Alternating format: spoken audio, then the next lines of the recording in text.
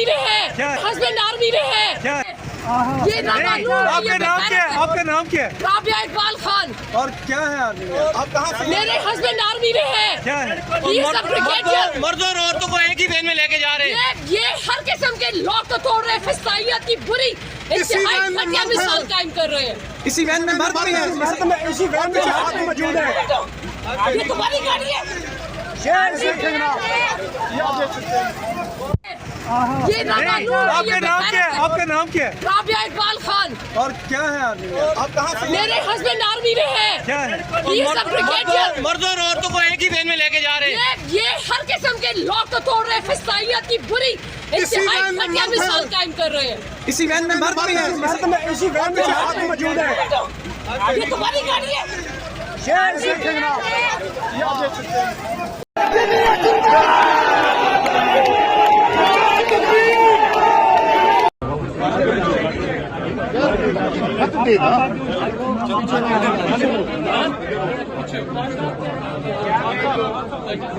आप क्या कहेंगे आज की रिमार्क के बारे में? क्या कहेंगे खान साहब? क्या कहेंगे आज की खान साहब? क्या कहेंगे खान साहब? हैंडलर्स को कोई मैसेज?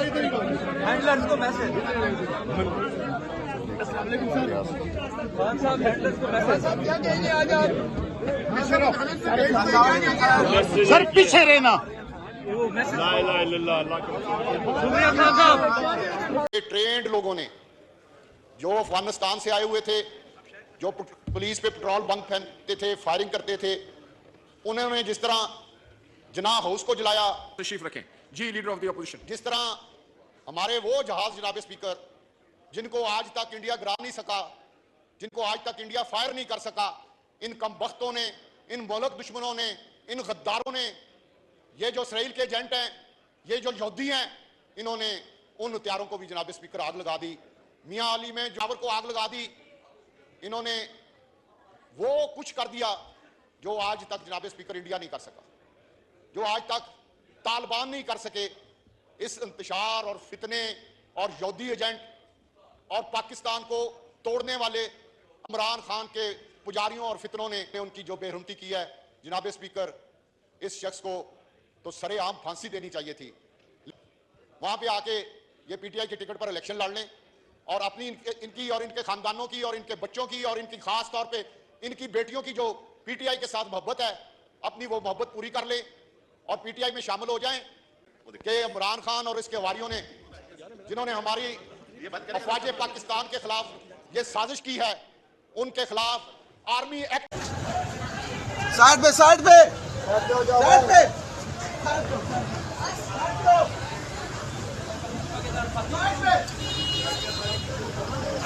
बोलो मुझे भी बिठा लेना।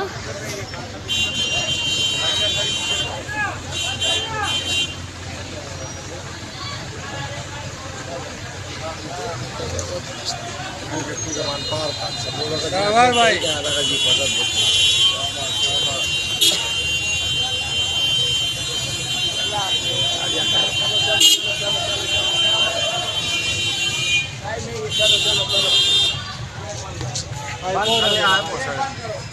तुम लोग कैसी ड्यूटी? ये बंदे तुम्हारे मैं जिन अपने कोर्समेट्स को मिला हूँ ना, वो सारे तो लाहौर में सर्व कर रहे हैं। वो कह रहे हैं कि जी सारा का सारा चीज़ ऑर्केस्ट्रेट की गई थी। जनरल साहब को इन्होंने इंटेलिजेंस बताई नहीं है, दिया ही नहीं, बताया ही नहीं कि जी क्या हुआ है। और जीएसएफ गायब हो गई है, क्यूआरएफ गायब हो गई है, डीजी रेंजर गायब हो गया है, जीओसी 11 डेव गायब हो गया है, इसका अपना चीफ ऑफ स्टाफ गायब हो गया है। इसके साथ इसके साथ सलमान के साथ एंड पे वो कहते हैं एक एमटीओ यानी कि आपका जो ट्रांसपोर्ट ऑफिसर एएससी का होता है वो था, एक मेजर साहब, एक इसका कर्नल स्टाफ भागा भागा आया है, वो इत्तेफाक से पीछे रहता था शलवार कमीज़ में, और दो और कोई ऑफिसर थे, एक इसका स्टाफ ऑफिसर था और एक और था। इन्होंने 15-20 मिनट निगोशिएट किया इन लोगों के साथ, और कहते हैं फिर बाद में वो शुरू में कहते हैं, बल्कि शुक्र है कि शुरू के जो 4-5 लड़के पीटीआई के अंदर पहुंचे हैं वो पठान थे। तो कहते हैं उनमें से एक ऑफिसर जो था, मेजर जो था, ही वाज अ पठान, तो उसने उनसे पश्तो में बात की। उसने कहा कि यार अंदर बेटियां हैं और बहनें हैं। तो वो कहता है वो फिर पीटीआई वालों ने लोगों को थोड़ा पीछे किया है। उन्होंने कहा कि जनरल साहब हम आपको कुछ नहीं कहेंगे, बट आप निकलें यहाँ से। बट जनरल साहब रिफ्यूज़। फिर इन्होंने इवेंचुअली کہتے ہیں پیچھے سے توڑوایا ہے, دیوار توڑوائی ہے. کہتے ہیں اندر ان کا ایک کوک تھا, ایک ڈرائیور تھا اور ایک آدھا کوئی اور جو ہے نا گارڈ سینٹری تھا جو رہ گیا تھا. پوری کی پوری یونٹ جو 58 فیلڈ بٹالین ہے, جو اس کی 75 لوگوں کی گارڈ ہوتی ہے, وہ غائب ہو گئی تھی. QRF غائب ہو گئی تھی. وہ کہتے ہیں پیچھے سے DG رینجرز کو اس نے فون کیا, SP کو فون کیا, کس بندے نے فون نہیں اٹھایا. کہتے ہیں پھر انہوں نے بھاگے ہیں وہاں سے, توڑوا کے گیٹ پیچھے سے دیوار توڑی ہے, اور ساتھ میں نیبرز کو رہتے ہیں, ان کی گاڑی انہوں نے مانگی. انہوں نے کہا کہ ہمیں چاہیے گاڑی, آپا ساتھ ہیں ہمارے, فاطمہ آپا اور بچے ساتھ ہیں. انہوں نے پھر گاڑی دی ان کو. کہتے ہیں 2 سویلین گاڑیوں میں یہ اپنے پجاموں ٹریک سوٹ میں وہاں سے کور ہیڈ کوارٹر پہنچے ہیں. اور کہتے ہیں کور ہیڈ کوارٹر پہنچنے کے بعد, کہتے ہیں جی اس کے گھنٹے کے بعد COS جو ہوتا ہے, چیف آف اسٹاف ان کا ہوتا ہے, بریگیڈیئر جو ہے وہ آیا ہے, اور باقی GOC وغیرہ پہنچے ہیں. اور اس کے بعد تب تک سب کچھ ہو چکا تھا, تب تو گھر گھس چکے تھے, انہوں نے توڑ پھوڑ کرنی اسٹارٹ کر دی ہوئی تھی. And that is the story. So بھائی یہ ساری کی ساری جو آرکسٹریٹ ہوئی ہے نا, یہ بہت اوپر لیول پہ ہوئی ہے. یہ اوپر سے یہ بالکل آنٹی صحیح کہہ رہی ہیں کہ یہ جو چیف ہے اس نے بیسکلی آرکسٹریٹ کرائی ہے through his own favourite officers. GOCs دونوں اس کے ساتھ ملے ہوئے تھے. آپ کا جو چڑیا گھر کے پاس ایک بہت بڑا سیٹ اپ ہے آف دی انٹیلیجنس, وہ انوالو تھا. کیونکہ ادروائز QRF آپ کی کینٹ میں اتنی QRF کھڑی ہوتی ہیں, مطلب یو کانٹ امیجن, ہر تھوڑی سی دیر کے بعد آپ کی QRF کھڑی ہوتی ہے. QRF ایٹ لیسٹ 30 سے 35 بندہ ہوتا ہے اور ایک آفیسر ڈیٹیلڈ ہوتا ہے. اور اس طرح کی سچویشن میں تو ڈیفینیٹلی ایمرجنسی ڈکلیئر ہوئی ہوتی ہے. پلس پولیس والا کوئی نہیں تھا. مطلب یہ وہ جگہ ہے کور کمانڈر ہاؤس کے سامنے سے آپ یو ٹرن کرتے ہوئے آپ اگر 5 سیکنڈ لگا دو تو وہاں پر انٹیلیجنس والے آ جاتے ہیں. جی آپ کیا کر رہے ہیں آپ کھڑے ہوئے. مال آف لاہور کے سامنے آپ کھڑے نہیں ہو سکتے, وہاں پر آپ کے انٹیلیجنس والے نارمل ڈیز میں کھڑے ہوتے ہیں. MP کھڑی ہوتی ہے. یہ اٹس این آرکسٹریٹڈ کمپلیٹ اٹیک ہے بھائی. یہ دس از اے فکڈ اپ سچویشن. اور کل ان کو جو میں جو اپنے کورسمیٹس کو ملا ہوں, وہ تو یار مطلب پٹھان ہے, اوپر سے 2 مطلب کرنیل سرونگ ان لاہور. وہ کہتے ہیں کہ پہنچود یہ اوپر والوں نے مذاق بنایا ہوا ہے, اللہ خیر رکھے. بٹ وہ آئی ڈونٹ نو واٹس. بڑی انٹرسٹنگ جو بات ہے which is the timeline of his resignation and firing. وہ کہتے ہیں جی رات 9 بجے اس کو انہوں نے کمانڈ سے ہٹا دیا تھا جنرل صاحب کو, وچ مینس کہ AG برانچ نے رات کو 9 بجے, یعنی کہ اب یہ مطلب 6 بجے 5 بجے ہوا ہے یہ سارا کچھ, اور 9 بجے ان کا ڈیسیجن تھا کہ جی اس کو آپ نے فائر, ان کو GHQ بلا لیا واپس, ٹھیک ہے. اور اچھا بفور ہی لیفٹ, جنرل صاحب before he left, corps headquarter میں اس نے بلا کے کور انٹیلیجنس والوں اور باقی ساروں کو, ایک تو خیر ان کی پتلون اتاری, but at the same time he order an official inquiry. وہ آفیشیل انکوائری انہوں نے آگے جانے ہی نہیں دی ہے. وہ کہتے ہیں جی جو آپ کا جو AG برانچ تھی اس نے ان کو کہا کہ جی nothing doing, you come straight to GHQ. 2 دن وہاں پر رکھا ہے ان کو, آپا وغیرہ یہاں پر رہی ہیں, ان کی جو مسز وغیرہ, اور اس کے بعد انہوں نے اس کو رات کو اس کی کمانڈ ریلنکوش کرا دی تھی, specifically because he had order an inquiry کہ ہوا کیا ہے, یہ غائب کہاں ہوئے ہیں سارے. اس کا مطلب ہے کہ اب وہ no one is going to find out کہ ایگزیکٹلی کیا ہوا تھا, because they are hiding something. اگر ان کو اتنا شوق ہوتا تو یہ انکوائری چلنے دیتے. ان کو اتنا شوق ہوتا اگر اپنی وہ ساخت کرنے کا رکھنے کا تو انکوائری چلے. انہوں نے انکوائری نہیں ہونے دی ہے. انہوں نے کہا کہ جی in 3 to 4 hours he was fired, basically remove from his post, and then he was asked to resign. So یہ بڑی ایک لمبی اسٹوری ہے اور یہ بہت بڑا کور اپ ہے. اور اچھا a lot of people are now saying فوج کے اندر کہ یہ ارادہ ان کو یہ نہیں تھا کہ صرف کور کمانڈر گھر کے اندر توڑوائیں گے. ان کا ارادہ تھا کہ کور کمانڈر کی فیملی یا کور کمانڈر کو خود انہوں نے شہید کروانا تھا, تاکہ PTI would have been completely جو ہے نا disbanded as a terrorist organization. But وہ اللہ کا کرنا تھا, یا مطلب جنرل صاحب کی اپنی وہ, اچھا پہلے جنرل صاحب آپا نے اور جنرل صاحب نے 15 منٹ ان کو کہا کہ بیٹا ہم آپ کو چائے بنا کے دیتے ہیں, آپ بیٹھو یہاں پر آ کے ہم سے بات کرو. اور بائی دیٹ ٹائم خیر اینی وے سچویشن نکل چکی تھی. سو ان کی اللہ تعالیٰ نے ان کو بچایا ہے اور ان کی عزت رکھی ہے. So it's a very very serious situation, and the trust in the top tier is now completely eroded. مجھے نہیں پتا کہ کیسے چل رہی ہے اس وقت فوج جو ہے, کیونکہ اوپر والا جو بھائی جان جو ہمارے جو امام صاحب بیٹھے ہوئے ہیں ان کے بارے میں تو جو کل وہ جو 3-4 کرنیل بات کر رہے تھے, آپ سوچ کے حیران ہو جاتے ہو کہ بہن ہاؤ از دس یونٹ اور this command working. But anyways let's see. سیاست.پی کے اس وقت آپ دیکھ سکتے ہیں یہ جو کمرہ عدالت سے مناظر ہیں, خان صاحب اور بشرا بی بی کو پیش ہو چکے ہیں. خان صاحب نے بشرا بی بی کا ہاتھ تھاما ہوا ہے اور ساتھ ہی لے کر آئے ہیں, انہیں پروٹیکٹ کر رہے ہیں. آپ سامنے یہ مناظر اپنے دیکھ رہے ہیں, ایکسکلوسیو فرام سیاست.پی کے. سامنے ہی آپ دیکھ لیں, سامنے جج صاحب نے ریمارکس پاس کیے ہیں کہ آپ کی حاضری ہو گئی, آپ جا سکتے ہیں. جی آپ دونوں دیکھ رہے ہیں, تو آپ دیکھ سکتے ہیں بشرا بی بی اور خان صاحب کو, دونوں کو یہاں پہ. जज साहब ने कहा है कि आपकी अटेंडेंस हो चुकी है और आप जा सकते हैं, और ये खान साहब वापस। खान साहब हैंडलर को मैसेज, खान साहब हैंडलर को मैसेज, पीछे रहो सर, पीछे रहना। शुक्रिया खान साहब।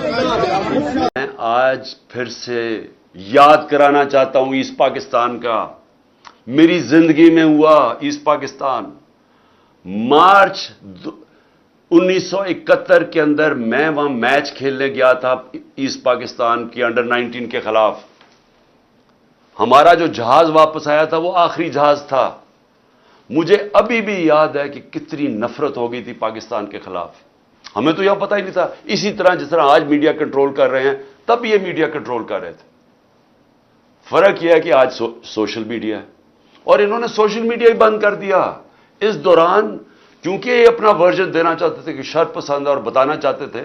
इन्होंने सोशल मीडिया बंद कर दिया, फेसबुक, ट्विटर, यूट्यूब सब बंद कर दिया। मुल्क को कितना नुकसान हुआ सिर्फ इसलिए कि जनाब इमरान खान को पकड़ना था, तो वो रिएक्शन इन्होंने नहीं दिखाना था कि उसका रिएक्शन क्या है।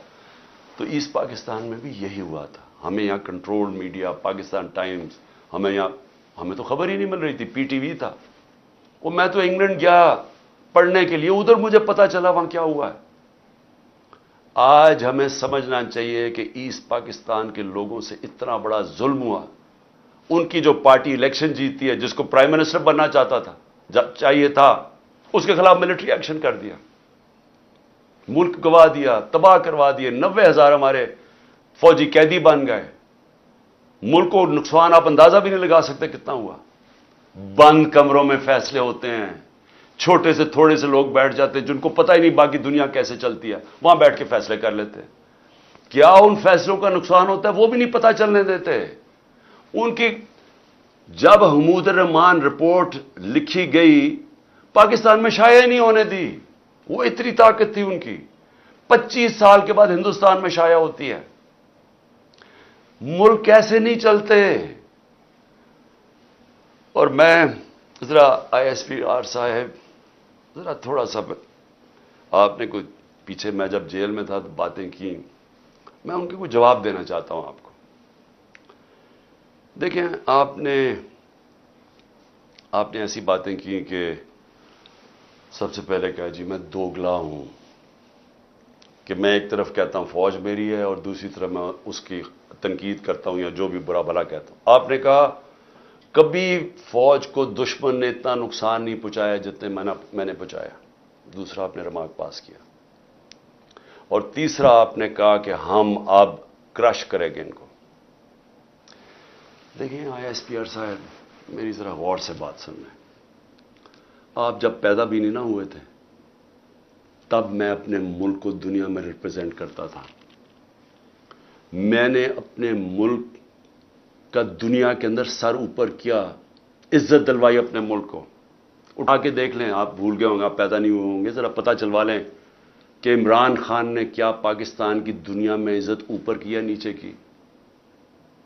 और आपको यह पता होना चाहिए कि जब वॉर ऑन टेरर हुई और जो पाकिस्तान की मिट्टी पलीत हुई दुनिया में कि हमारा गया जी फौज दोगली है, क्योंकि तब मुशर्रफ का मार्शल लॉ था, ये हमारे से झूठ बोलती है, करती कुछ है, कहती कुछ है, डॉलर्स हमारे से लेती है और दोगली गेम खेलती है। डबल गेम, दोगला तब नाम इस्तेमाल होता था। पाकिस्तान को वर्ड ही दोगला इस्तेमाल करते थे, डबल गेम का नाम करते थे। जरा इंटरनेशनल मीडिया देखे, किसने अपनी फौज को सबसे ज्यादा जिसकी हिफाजत की, किसने अपनी फौज के साथ इंटरनेशनल मीडिया पे खड़ा हुआ। जब उसामा बिन लादेन, जब वो एबटाबाद में जो वो हादसा हुआ, आपको पता है बैरून मुल्क पाकिस्तानियों के ऊपर जो गुजरिया आप अंदाजा नहीं लगा सकते। उन्होंने कहा हमारे से पैसे ले रहे हैं और उसी को अपने एकेडमी के पास एबटाबाद में पाला हुआ है। जो हमें जिल्लत मिली तब कौन बोला आपके लिए? यहां तो कोई सांप सूंघ गया था, यहां तो आर्मी चीफ के मुंह से चून ही निकल रही थी, यहां तो कोई बोलता ही नहीं था, ना प्राइम मिनिस्टर तब वो गिलानी था ना जरदारी। 4-5 दिन सन्नाटा छाया हुआ था, वो आके मार के चले गए हमारे मुल्क में, दुनिया में जलील हुए हम। मैं बोला था میں ساری جگہ اپنی فوج کو ڈیفینڈ کیا ہے. میرے 3.5 سال میں دیکھیں کہ پاکستان فوج کا امیج اوپر تھا یا نیچے تھا. ذرا اٹھا کے دیکھیں, آپ کے سامنے ہے وہ. کیا فوج کا امیج اوپر گیا یا نیچے گیا؟ فوج کو لوگ پسند کرتے تھے.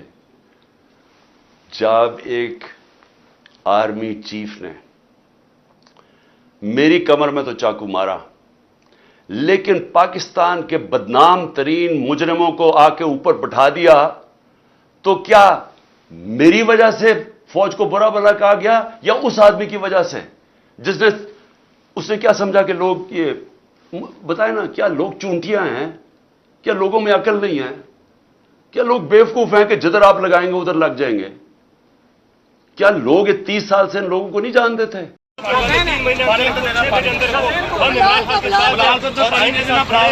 جو آئین کے خلاف کرے گا اس کے خلاف ہم کھڑے ہوں. آپ کے اوپر تشدد تو نہیں کیا گیا سر؟ پوری رات جگا کے رکھا گیا ہے. تشدد ہوا ہے کہ ہم پہ غلط پرچے دیے گئے, 16 MPO کو پرچہ دیا گیا ہے, بلوے کا پرچہ دیا گیا, حالانکہ ہم پورا مان رہے ہیں سارے. اچھا, اس کے علاوہ اور کھانا وغیرہ ٹائم پہ دیا آپ کو؟ کھانے وغیرہ کوئی مسئلہ نہیں بھائی, یہ بہت چھوٹی بات ہے. ہم لوگ آئین کے لیے باہر نکلے, اور جو ان کا افسران کو جو ہے اوپر سے انسٹرکشنز ہیں کہ آپ نے ان کو بتانا نہیں کہ اوپر کون سے پرچے ہیں, اور ابھی میں پتہ چلا ہمیں 7 دفعے دیے گئے. یہاں انہوں نے اتنا خوف اور ہراساں پھیلا کے, ڈرا کے, ڈنڈے مار مار کے لوگوں کو سمجھ رہے کہ کنٹرول کر لیں گے. میں آج پھر سے یاد کرانا چاہتا ہوں ایسٹ پاکستان کا. میری زندگی میں ہوا ایسٹ پاکستان. مارچ 1971 کے اندر میں وہاں میچ کھیلنے گیا تھا ایسٹ پاکستان کی انڈر-19 کے خلاف. ہمارا جو جہاز واپس آیا تھا وہ آخری جہاز تھا. مجھے ابھی بھی یاد ہے کہ کتنی نفرت ہو گئی تھی پاکستان کے خلاف. ہمیں تو یہ پتہ ہی نہیں تھا. اسی طرح جس طرح آج میڈیا کنٹرول کر رہے ہیں, تب یہ میڈیا کنٹرول کر رہے تھے. فرق یہ ہے کہ آج سوشل میڈیا ہے, اور انہوں نے سوشل میڈیا ہی بند کر دیا. اس دوران کیونکہ یہ اپنا ورژن دینا چاہتے تھے کہ شر پسند ہے اور بتانا چاہتے تھے, انہوں نے سوشل میڈیا بند کر دیا. فیس بک, ٹویٹر. ملک کو کتنا نقصان ہوا صرف اس لیے کہ جناب عمران خان کو پکڑنا تھا, تو وہ ریئیکشن انہوں نے نہیں دکھانا تھا کہ اس کا ریئیکشن کیا ہے. تو ایسٹ پاکستان میں یہی ہوا تھا. ہمیں یہاں کنٹرول میڈیا, پاکستان ٹائمز, ہمیں یہاں پی ٹی وی تھا. وہ میں تو انگلینڈ گیا پڑھنے کے لیے, ادھر مجھے پتا چلا وہاں کیا ہوا ہے. آج ہمیں سمجھنا چاہیے کہ ایسٹ پاکستان کے لوگوں سے اتنا بڑا ظلم ہوا. ان کی جو پارٹی الیکشن جیتی ہے, جس کو پرائم منسٹر بننا, ملک گوا دیا, تباہ کروا دیے. 90,000 ہمارے فوجی قیدی بن گئے. ملک کو نقصان آپ اندازہ بھی نہیں لگا سکتے کتنا ہوا. بند کمروں میں فیصلے ہوتے ہیں, چھوٹے سے تھوڑے سے لوگ بیٹھ جاتے ہیں جن کو پتہ ہی نہیں باقی دنیا کیسے چلتی ہے, وہاں بیٹھ کے فیصلے کر لیتے ہیں. کیا ان فیصلوں کا نقصان ہوتا ہے وہ بھی نہیں پتہ چلنے دیتے. ان کی جب حمود الرحمان رپورٹ لکھی گئی, پاکستان میں شائع نہیں ہونے دی. وہ اتنی طاقت تھی ان کی. 25 سال کے بعد ہندوستان میں شائع ہوتی ہے. ملک ایسے نہیں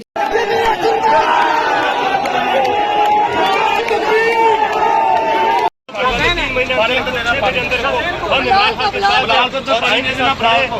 آئین کے خلاف کرے گا اس کے خلاف ہم کھڑے ہوں. آپ کے اوپر تشدد تو نہیں کیا گیا سر؟ پوری رات جگا کے رکھا گیا ہے. تشدد ہوا ہے کہ ہم پہ غلط پرچے دیے گئے, 16 MPO کو پرچہ دیا گیا ہے, بلوے کا پرچہ دیا گیا, حالانکہ ہم پورا مان رہے ہیں سارے. اچھا, اس کے علاوہ اور کھانا وغیرہ ٹائم پہ دیا آپ کو؟ کھانے وغیرہ کوئی مسئلہ نہیں بھائی, یہ بہت چھوٹی بات ہے. ہم لوگ آئین کے لیے باہر نکلے, اور جو ان کا افسران کو جو ہے اوپر سے انسٹرکشنز ہیں کہ آپ نے ان کو بتانا نہیں کہ اوپر کون سے پرچے ہیں, اور ابھی میں پتہ چلا ہمیں 7 دفعے دیے گئے. I mean, I watched these guys attacking. Suddenly these guys appeared from somewhere with sticks. These looked like commandos. And I thought, they're here to defend me because, my life is at threat. So the judge had ordered that I have to be protected. So I thought they'd come to defend me. And I thought, God, looks like there's some terrorist in the room. And then I discovered it was me they were after. So it was shocking, really. The way they beat up everyone and then they took me like some sort of a terrorist. I had no access to information, so I had no idea what was going on outside once they abducted me.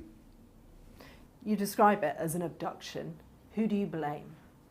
It was the army which abducted me. And nothing happens without the permission of the army chief. That's how the army works. So clearly, he had ordered the abduction. We are hearing from the military and the government that the security concerns around you and the threat and risk has been so high that this was the only option, that you forced their hand. You know, this is such nonsense. First, they attacked my house for 24 hours. They wanted me to appear in a court in Islamabad, in a magistrate court. I had already agreed to attend. The law says that had I given them an surety bond that I would attend the court, they couldn't arrest me. They refused to take the surety bond, attacked my house for 24 hours. We couldn't sit inside. There was so much tear gas shelling and people had broken bones and stuff. So, look, they are on a plan. And what is the plan? The plan is they're petrified of elections. The gap between us and all the other parties is so huge now that they're petrified that they will be wiped out. So they have decided that the only way they'll allow elections is if I'm inside jail or killed. There are been two attempts on me. And most of my senior leadership should be jailed too. This is what they've done. They've used this to put the entire leadership of PTI in jail. What will you do if you're rearrested? Because there is a very real threat with more than 100 charges against you that you could be. Well, on the last count, it was 148. So I'm reaching my century and a half. And they're all, bizarre charges like sedition, serious charges? That I've corruption, treachery contempt against of court. The corruption case on what was the corruption case? What is your strategy if you are rearrested? Well, no strategy. I'm mentally prepared to go into jail. As I said before leaving for Islamabad, I said I'm prepared. But the point is that their intention is not because I've broken some law. The intention is that they want me out of the electoral race. This is the election year. How do you lead with so much of your party in jail? Well, the remnants I gathered today, and I've had a meeting with them, and we're trying to chalk out a strategy. I'm going to go out in public and start my mass contact from Wednesday onwards. So, we will carry on, hoping that the Supreme Court will announce an election date in 3 weeks' time. Can you reassure voters that you're even going to be around for it, let alone your leadership, the rest of your party? Look, what might happen, God alone knows what might happen. I'm lucky to be alive. No one thought I would survive yesterday because they had already got police contingent from another province that the moment I had got bail from these cases, the police was ready to take me in jail on another case. But the judges stood up. And this is what has shocked the military establishment. Because the judges finally decided, they said, look, we're not going to again get him into jail, and everyone knows trumped up charges, and the result would be public unrest. So the judges took a stand. We are witnessing history in Pakistan now, new history being written. Your arrest sparked widespread and violent protests. We saw military installations set alight, houses attacked, government buildings. Do you condemn that violence that the government say your own supporters carried out? I have always condemned all violence. The military has been the bedrock of this country for decades. Do you think you can run the nation without the support of the army? Because you run that risk of alienating them. No, look, things change. Countries evolve. Thinking changes. We started off as a security state and had straight away martial law where the army ruled for 10 years. But right now, I mean, I have never seen such oppression. I mean, there's total clampdown on media. I can't appear on live television. If journalists have picked up, beaten up, tortured, custodial torture of my senior members, social media activists. It's never happened like this before. This is the same military that helped bring you to power in the first place. It seems like somewhat of an ideological U-turn. Absolutely not. They never brought me into power. My party was the most popular party. All the opinions polls said that. We won the election, but the army didn't oppose me. That's the difference. This feels like a very febrile moment when the country is politically polarised, economically spiralling. Voters want to see some hope. How are you going to cool things down and reassure them that politics is even worth voting for right now? Look, this is the election year. Elections are supposed to be held this year. If you want the solution to Pakistan's problems, there are elections. Hold free and fair elections, let the people decide who they want to give the mandate, and Pakistan will stabilize.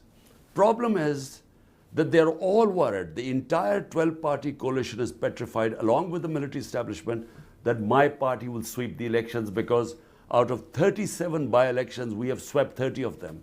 So because they're worried, they're trying to delay the elections. That's all. So all we want is free and fair elections.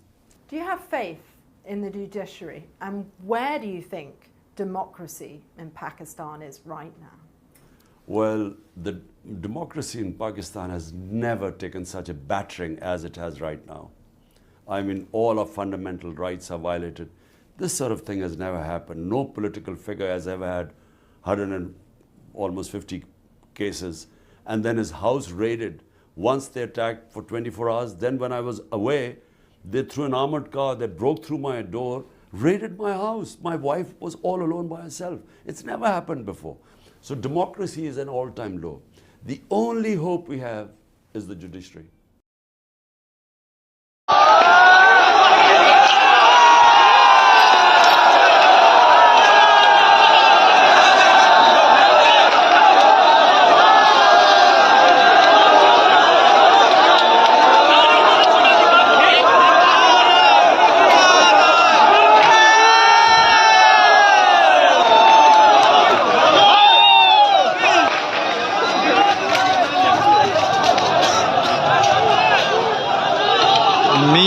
मियाँ वाली PF base दियां सारियां दीवारां आवाम ने उड़ा दित्तियां।